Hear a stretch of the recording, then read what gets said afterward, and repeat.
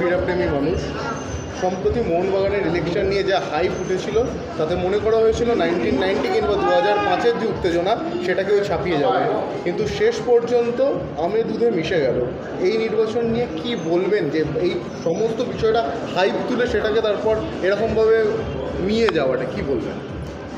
দেখো, এই যে গঙ্গা দিয়ে যে জল যায়, যখন জোয়ার আসে তখন এই জোয়ারের গতিপথ কেউ বেঁধে দেয় না, জোয়ার নিজের তালে চলে। ঠিক তেমনি এই হাইপটা খুব ইমোশনালি উঠেছিল।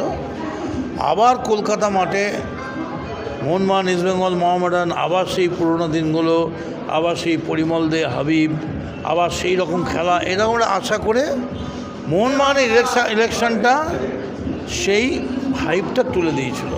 কিন্তু আমি মনে করি একজন ফুটবল প্রেমিক হিসেবে যে এই যে সবাই মিলে একসঙ্গে হয়ে সমস্ত মোহনবাগানিরা এক জায়গায় এসে গেল, এটা খেলার পক্ষে শুধু ভালো হলো না, এটা ভবিষ্যৎ প্রজন্মের পক্ষেও খুব ভালো হলো।